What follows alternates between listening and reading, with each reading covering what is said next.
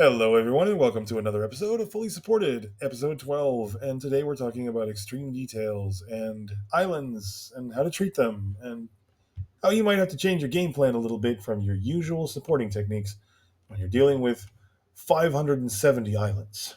Yeah, I know. It's a massive amount, and honestly, I absolutely hate when models have this many islands that I need to support because it just makes it very heavy in certain areas, especially if they get clustered together like these spots. So you have to be mindful of how small the tips are and how light they need to be in certain areas like these little branches and stuff. So let's take a look starting from the bottom.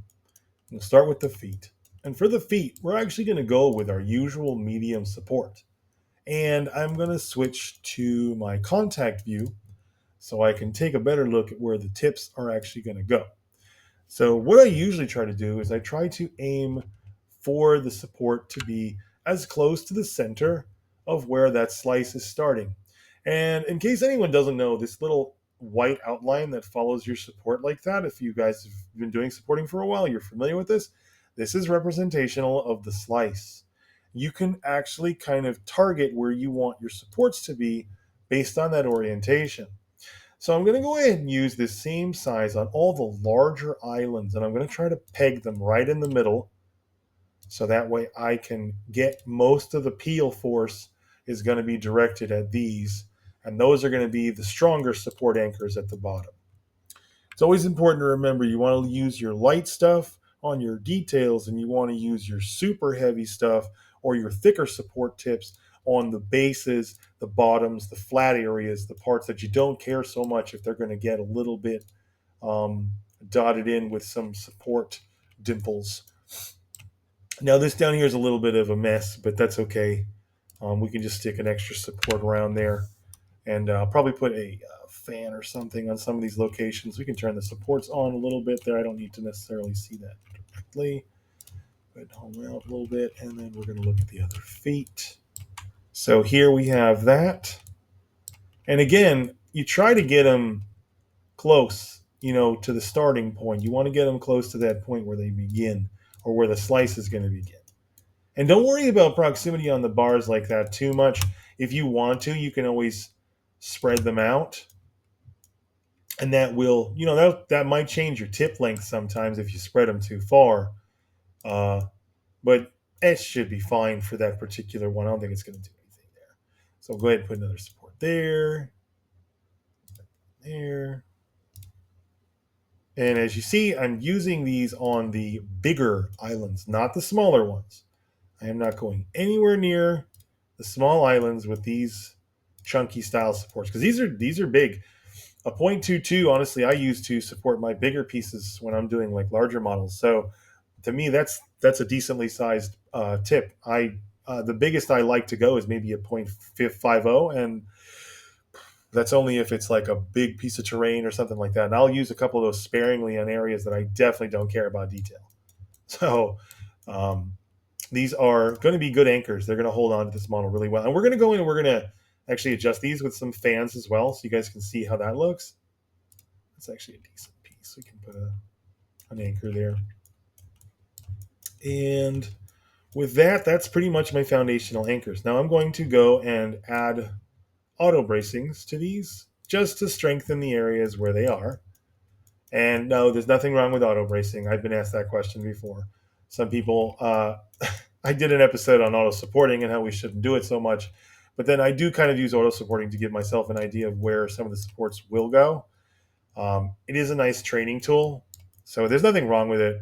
But I don't think we should rely on it. There's a lot that can be said for being able to manually support something yourself. So I think it's important to be able to have the skill in case you do have a failed print or you have something that wasn't supported very well from a particular company where you got it, and then you don't really have the resources to uh, fix it. But in this particular case, if you learn from some of the lessons that we have, you will be able to fix it, or you will be able to adjust it, or you will be able to make those assessments based on what you can learn from watching some of our videos. And I hope that has been educational for y'all. And I really do appreciate all the love we received lately. I don't know if y'all noticed, we did break 1,000 subs finally. I feel like the channel is actually starting to grow a little bit. We had some fun over the weekend at Steampunk Adventures. If you guys were in the area, I hope y'all enjoyed it too. It was crazy. There were loads of fun. Had my artist dressed up as Jack Sparrow there, which is a character he loves, and he was doing some painting. We did a video with that one, which people seem to get a kick out of. And as also, I don't know if y'all saw, but we did release a couple new models this month with Digital Dark, and those are now available or will be available shortly as physicals on our store. But those are available on the Patreon if you all are members, and if you're not, they release some really good stuff every month. As do a couple of the other artists we work with, Gaz Minis, Crippled God Foundry, Officer Rue, exclusive 3D prints. And Maya Kay through M3DM. Great prints. This is actually Maya's model right here, this Wendigo. And as you can see, there's a load of detail. So we work with a bunch of great artists. They have beautiful sculpts that come out every month. I'm going to put a link to every one of them in the video's description today. We're going to link all of our artists. You guys should check out their Patreons for sure. They've all got great stuff. And they come out with new stuff every single month. It's totally worth it. Some of the packages are really cheap too.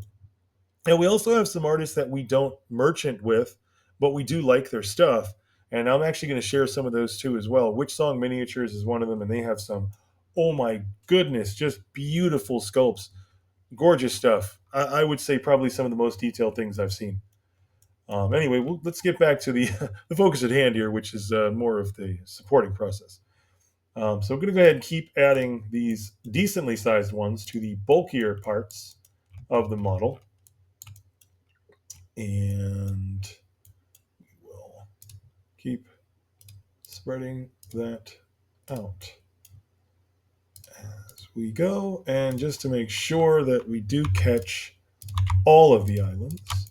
And obviously, folks, I mean, run your due diligence, do your layer by layer check, because that is going to be the only way you are going to know for sure if you got these islands, because it can be, you can think you got them,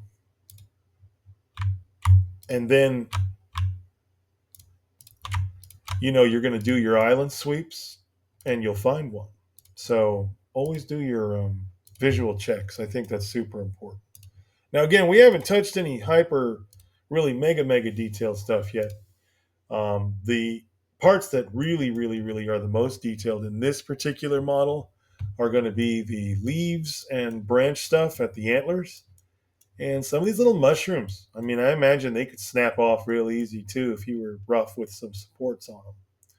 So go ahead now. For these, I'm going to actually adjust that because I don't want a wider tip. And I'm going to make these bigger for these minis back here so they can have some strength, because that's a really small... Actually, I don't like the angle of those at all. It's terrible.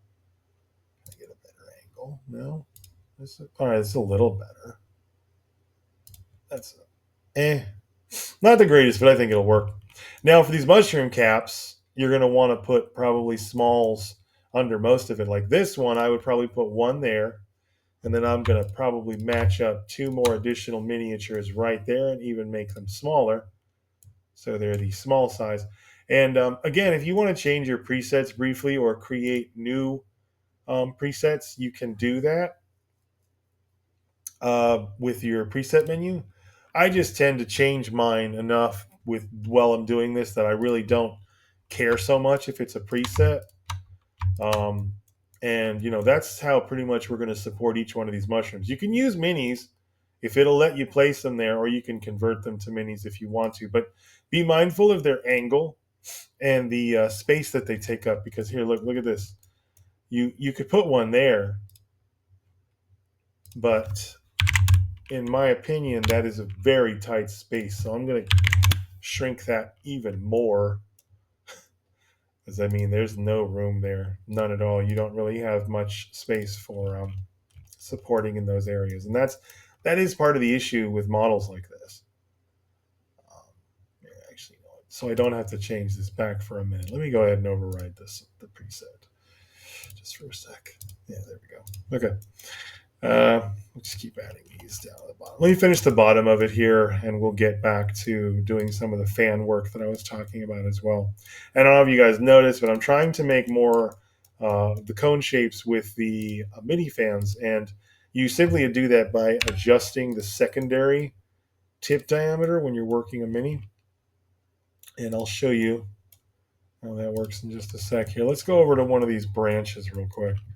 You can demonstrate on that. So here we have one of the branches. It's close to the body, and it's actually connected to the body, but we still want to support some of the islands. So what I would do is I would stick a tip here, and then we would go to our light, and then I would grab that, and we go ahead and drag a mini to it. And see, it's a little stick. It's very small. It's 0.10, so it's really, really tiny.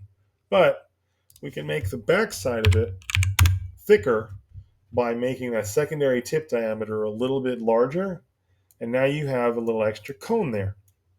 So it's almost like giving this little support an extra appendage, but it's making it a lot stronger at the actual connection because this is 3 times the size of that. So even though the tip is really tiny, this part is supported. And I think that really is going to be where you're going to find the most difference with that kind of style. So keep that in mind.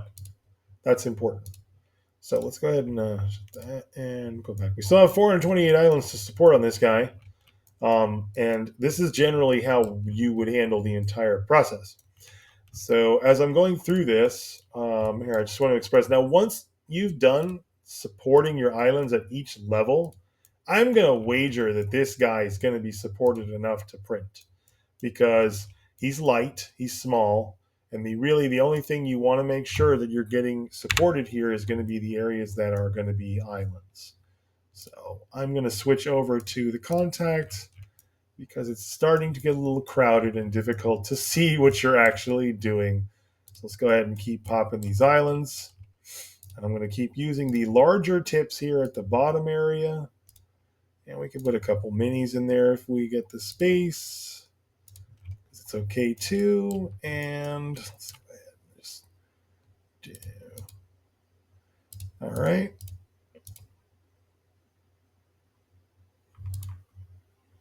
And you can see the textures are really rich here. So you kind of you have a hard time.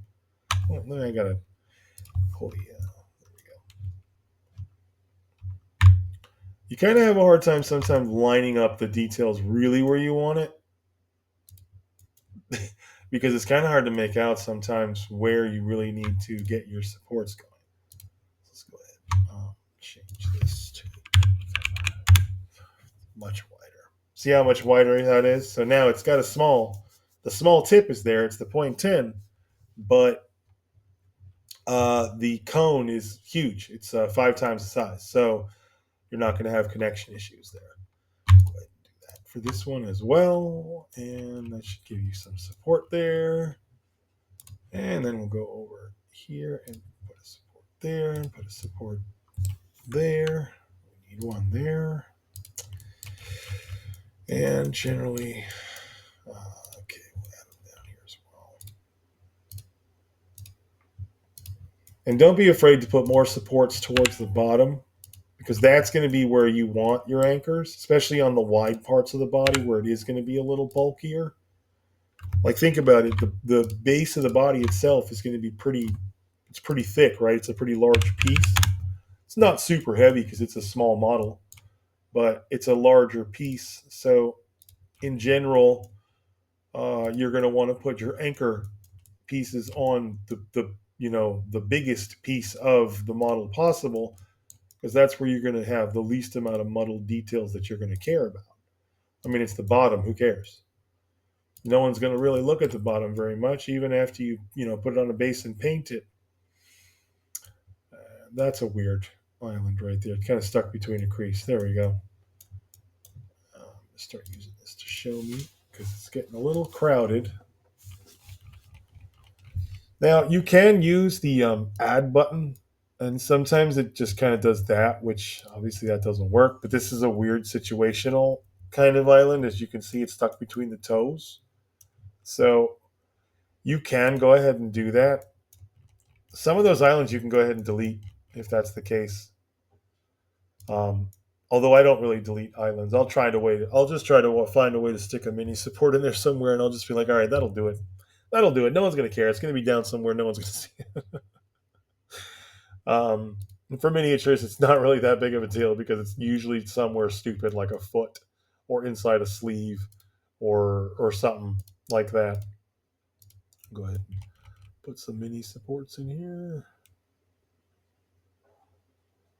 Oh my goodness. There we go. And put another support there, and then I'm going to go ahead and finish this section. I'll do the feet. And there we go. I'm going to join some more mini supports there, and then we'll join a fan, a little, kind of, not a lot of fan, but a little fork. And then we'll do similar techniques to the rest of the foot pattern. You can even kind of like make complete units like that, and that will actually support that foot.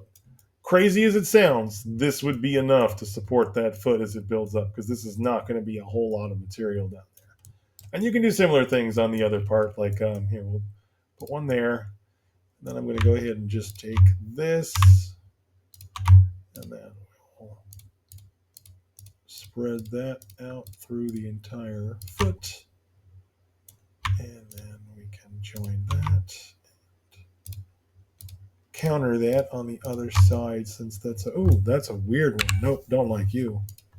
What in the okay? I don't know if anyone saw that. That was a little bit of a graphical glitch there for a second.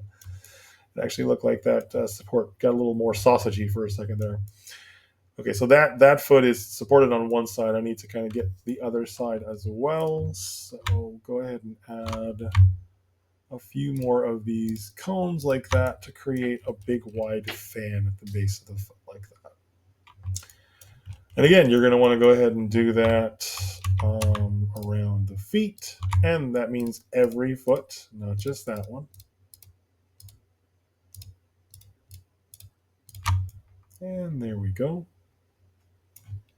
And yes, bit of a painstaking process. Absolutely. But is it worth it at the end? Sure. You're going to get a far better print out of doing it this way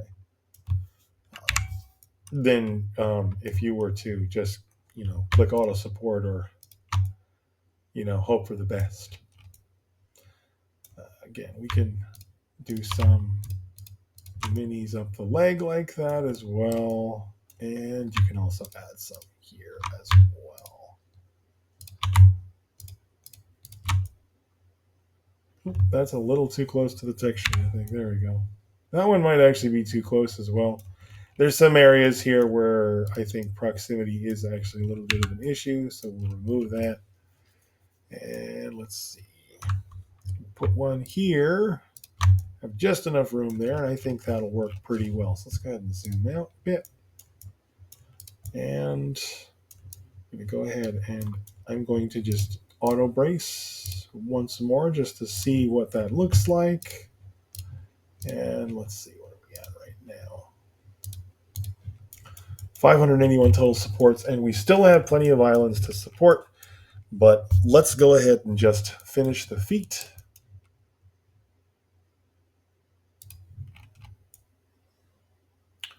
And we'll finish the underbody here.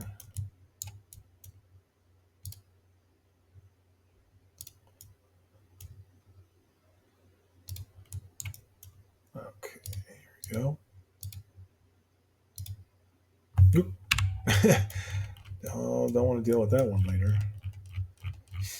All right. As you can see, we still have plenty of islands to support.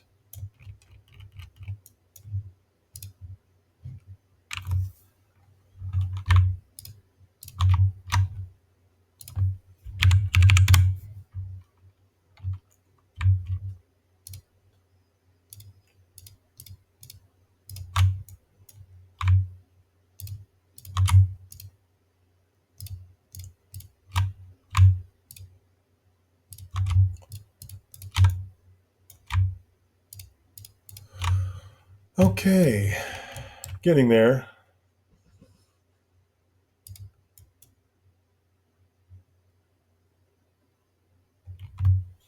And as you can see, some of them are kind of stuck in weird spots.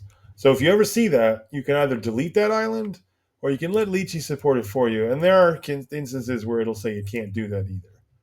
But for the most part, do try to support a majority of the islands on your own. Lychee isn't always gentle when it does its supporting, so you might wind up with issues there where you're not wanting them. So just be cautious with that. Okay, we'll go ahead and add our supports to these zones. And yes, that is a cone. And no, I don't want those connected to the body like that. So we're going to go ahead and switch those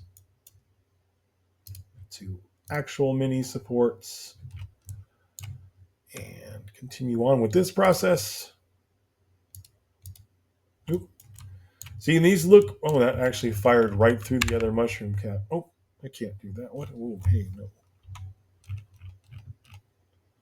Hang on a sec. I'm like, where did we go? All right, back in the program. There we go. No, that one was actually cutting right through the mushroom. Okay, that's better. That's better. There we go. Sometimes they go kind of where they want to. And I mean, for all the time I've used the software, it doesn't always put them exactly where I think it's going to, like that. I don't know why it would do one straight across. There we go. Just keep on putting all the islands up. And once you get most of these islands supported, I'm going to say this is about 90% done. Now you can do your additional checks. You can do your additional island runs, like but I usually scan first at 20 microns because it's actually way, way, way lower than I'm going to be printing at.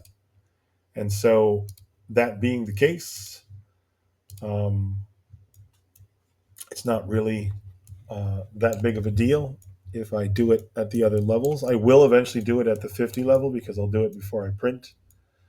But generally speaking, once I'm done with all the islands at the different levels, I would consider this guy ready to print.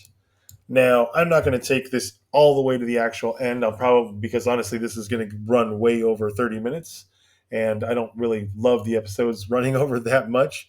So if y'all want to see me finish this entire model, leave some comments, and I will do a part 2 on this one where I'll actually finish him, and then I'll show you the print as it comes out, just to show y'all how he comes out and make sure that all the parts come out. If y'all want to see a part 2. If not, you guys don't care, that's fine too. We can always work on something else for the next episode. And generally, also speaking, let me know in the comments what you guys would like to see on future episodes. If y'all are interested in learning more about delicate stuff like this, that is kind of what we're trying to figure out, the best content to give you guys as far as what you want to learn and how much of it you want. When I do stuff like this and it gets really in depth, I could literally spend probably over an hour or so working on models like this one because they're so intricate. There's so much going on. And I think it's important to note that makes an extreme amount of difference with how your workflow is going to be. So I find it difficult sometimes to actually do an entire support in a single video because it's, like I said, something like this, it's extremely difficult to pull the entire thing unless I'm sitting here talking for over an hour. And honestly, y'all ain't watching that long, so I'm not going to sit here and talk for over an hour. I don't think anyone's watching the videos for an entire hour. But regardless, I hope that this gives you some example on how to support more delicate pieces and how to handle those when you're dealing with them with your own miniature printing, if you are doing your own pre-support work and stuff like that. Because I think, lots of folks are getting to the level where they're more and more comfortable with it. And I think that's important. I don't know why that wants to fire through both pieces for some reason. I mean, I could probably just clean it off of the other surface, but no, we're going to try and get these a little bit cleaner. So weird it wants to go through. I think because the objects are actually so thin, that's part of the issue, is they kind of want to fire through. But you know what? It's okay. I can always pinch that out with an X-Acto or with a clipper. I don't think I'll break the strand. As you can see, those are thinner than this piece. So they're not really going to cause too much stress. And I'm using very small tips here on these branch pieces. So, and I'm not going to use the cones too much around here because they're too thick and they will definitely cause more problem. That one probably needs a cone. Yeah, because it's a little bit further away, but that's okay. And then we can add some additional supports up here and then just kind of repeat that process. Boom, boom, and then boom. And there you go. That's kind of an example of how to support this kind of stuff. And I know what you're thinking. You're like, well, is that really enough to support the entire length? No. No, you're going to need to go in there and probably drop a couple other supports.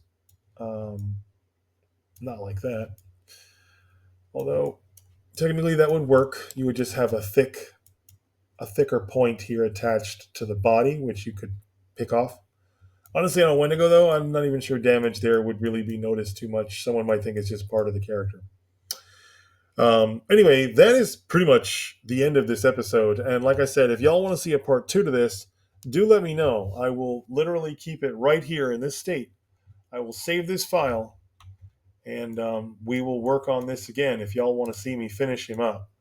Because honestly, that's pretty much a demonstration of how I go about supporting delicate objects using, again, mini fans, using the cone tip on the fan, on the mini supports, connecting those to the rods is a much better way to do it, like I've done here, like we did and demonstrated on the feet, these zones here. And you can see there's a lot of those little tips down there. But because he's a pretty light object and he's really small, I think that that's honestly going to be enough to carry that. So I think we should be okay with that kind of support on the feet. Now, again, I would need to finish all these. I'm not quite done with all the feet. But seeing as we've already gotten to about 27 minutes on this video, I'm going to go ahead and call this one done. And I hope, again, like I said, I hope y'all learned a little bit here about delicate and extreme delicate and how to deal with the islands. Now, again, if you have ideas or suggestions on future episodes, if y'all have maybe an idea about how I could have oriented him differently, you tell me on that one too. Because, hey, you know what? I'm not perfect, and I'll be the first one to admit that there are definitely still things I learn about this stuff every single time I print a new model. And like I said, I'm going to share all the links to all of our creative guys that we partner with. I'm going to share all that information in the description of this video. And once again, folks, thanks so much for bringing us to over 1,000 subs. We just want to see the channel continue growing, and we appreciate and feel the love. Thank you all so much, and we'll see you all real soon.